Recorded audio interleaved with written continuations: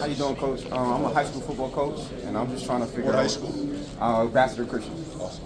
And I'm trying to figure out, how do I break into college football? How do you break into it? Break into it to be a coach. Is it your passion? It's my passion. Do you live and breathe it? I live and breathe it. Are you willing to do and move anywhere and make absolutely zero money for a long time before it actually does break? 100%. Because what does break mean? And what I mean is actually getting in or staying in. If you love it, if you absolutely live for it and you can't live without it, go with it, go full throttle, and have success at the place you're at and be where your feet are. And then obviously get your name out there by attending camps and clinics so people could get a feel for you, and then have them hopefully attend your games and watch you coach. And that's how we have kind of plucked the coaches that we have at the University of Miami and other places we've been at. Okay. But I highly suggest it. I love being a GA at about $2 an hour and having like 4 side jobs and sleeping in the office until finally got an opportunity. So I'm all about the coaching industry, because what we need in this country, honestly, we need more people that are good for young people. You know, so if you love it, like truly, like can't live without it, then all in. Thank you, Coach. You're welcome. Hey, Coach, George Royster's making me answer this question. I don't want to ask this question, but he said, what happens if 2001 Oregon gets let into the national championship to play 2001 Miami? 2001 Oregon. when he played. When he played, Is that yes. what he's asking? He's been bitter for a long time, yes. You know, I never predict what would happen in games, but I think Jerome McDougal gets him for 4 sacks. Appreciate you, Coach. You guys have been Those doing are two elite teams. So. You guys have been doing a really good job in recruiting, especially the Jacksonville area, getting Brody Jennings, Samari, and Wingo, and trending for the Bryson Rice and Asher Gito. What is it about the state of Florida and your approach to recruiting that's helping with the resurgence of bringing the youth back? Yes, sir. Well, I think number one, we're very direct and honest in our approach. I think it's important we get our players, our prospects on campus so they can watch us coach and watch the level of intensity and urgency and detail that goes into both meetings and practice. Because I want them to know what it's going to be like 350 days out of the year, not necessarily just game day, you know, the bright lights and the crowd and everything else. Because they're gonna have to love football to be at our place, but they also need to see the way that we have developed players over the course of the last 4 years. And then proof of concept, you know, now we're getting better, we're progressing. We still have a long ways to go to what we want to be, but I think they are seeing that. They're seeing the way that we are progressing, and it's attractive, and it's call it what it is. It's the best city in the best city, meaning Coral Gables in Miami, and arguably the world today. So we're very blessed. We're very lucky. Toby Bullock says hi too at Mandarin. What's that? Toby Bullock says hi at Mandarin too. Mandarin High School in Jacksonville. Great place. And Brody is doing awesome, and Samorian is doing awesome. Those guys are going to be elite players. Coach, today, as you saw, Commissioner Phillips they announced the changes for the tiebreaker rules, and obviously you have a unique perspective on things. I know it's some tense times for you guys, not knowing what was going to happen. What are your thoughts on the changes? You know, I think it's a positive step. You know, I know you're trying to bait me into it. No, I just want to know your opinion. I'm That's not all. gonna do it. You know, but it's, Whatever. you know, our commissioner works extremely hard, and I don't think he gets enough credit. You look at the ACC last year in the postseason. I think 9-5 overall, 7-2 against Power 4 opponents. Thank you very much. Appreciate it, Ken. And so I think again, it's a positive step. Those are difficult things, and who could have predicted that there were going to be 5 teams locked in an equal record? So, but had things worked out differently, this probably would be a different rant, you know. But I appreciate it. Coach, on the podium, you mentioned that how many offensive linemen you guys had drafted in the first round, and you guys lost a lot on the D-line as well. Is there a position you look at this year's team and say, we're better than we were a year ago? And also, are you considering stand-up comedy after your coaching career? Because you nailed a few out there. I did? Yeah. Wow. I'm all good, man. I never said anything funny in my life, but On purpose. I don't think. Yeah, I don't think you can claim betterment. I don't think you could claim superiority in anything until the entire season plays out. But is there a group where you think like maybe we might be deeper? I would never comment on that. I think it's an insult to the player. I think it's an insult to college football in general. You know, I don't judge. I mean, no judgment as it relates to anyone or anything.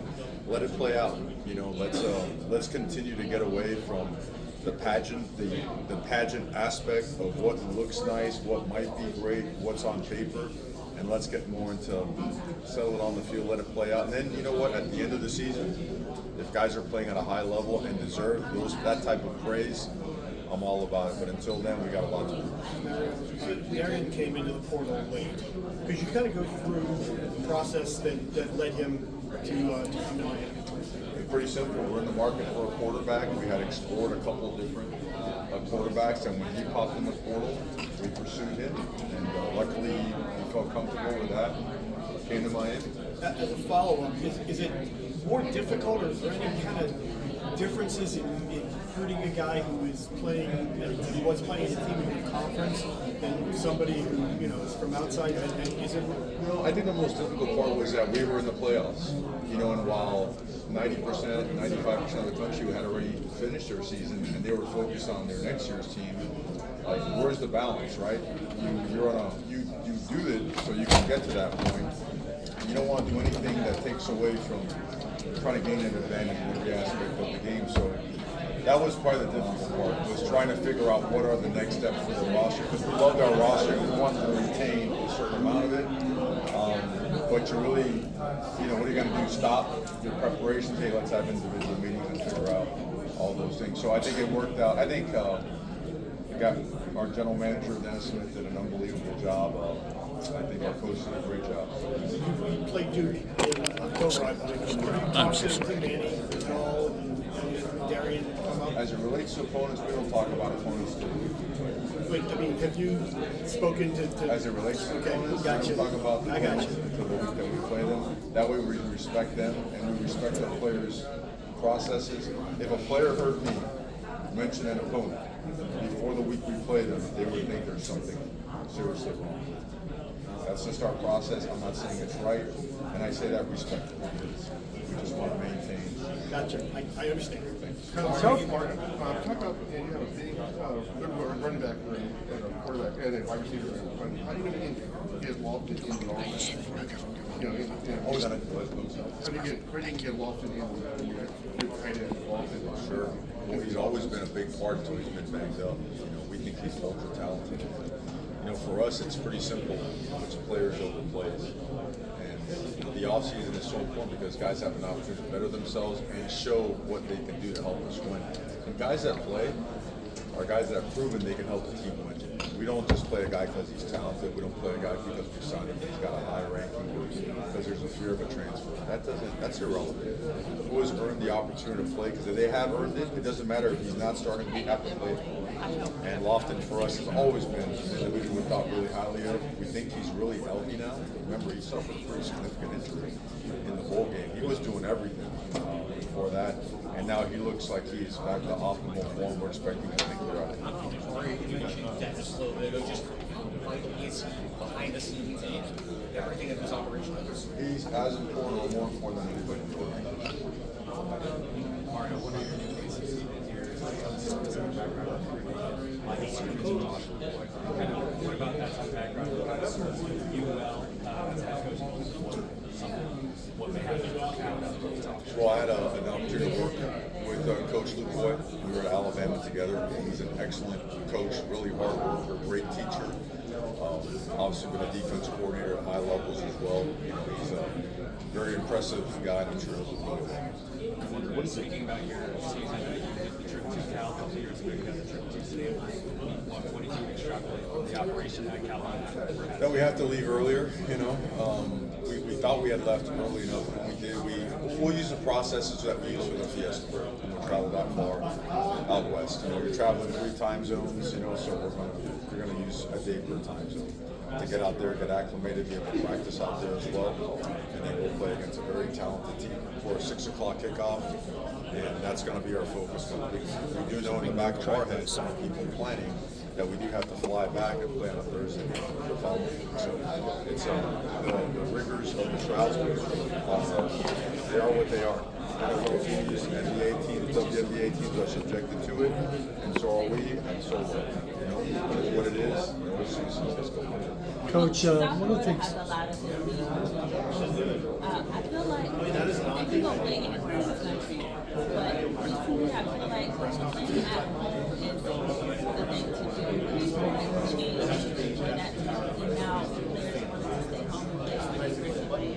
That's a great question. I think, when I was growing up, there was no other place in the world. There was, you go to Miami, but Miami had, there was proof of concept, right? Miami was winning, players were getting drafted, they were becoming prominent members in the community. And for 20 years, that's been absent. So I don't know if you can really blame those players. Luckily, I knew their parents, as they watched us play back in the day, and we were able to get guys like that in the program. I often point to Mark Fletcher, and Ruben Bain, who just went through the program. Wesley Bissett was one of those guys as well. Now you look at the Bryce Fitzgeralds and Malachi Tonys. Just watch them when they go into the community and they have some type of camp. There's hundreds and thousands of kids that just adore these guys. They're starting to realize that, before they had a reason to go away. Miami wasn't winning. Miami wasn't, playing on the big stage. But now all the things that they want, plus an elite education, plus the best city in the world, that's all there for them to have. So, and we don't take it for granted. We actually approach it with a hunger mentality. But we're providing them with not only an unbelievable experience, but a great opportunity in life after football as well. And I think they're seeing it. Mario, how much did the fact that you had success with Cam and Carson factor into your recruitment of Darian and his ultimate decision? I think the championship concept, yeah, that's pretty healthy. Those guys, you're looking at Cam is actually on campus right now. All these wide receivers and his tight ends. Yeah, so I can get him back on an NIL deal. I can do that too, but he was a guy that was an agent of the team.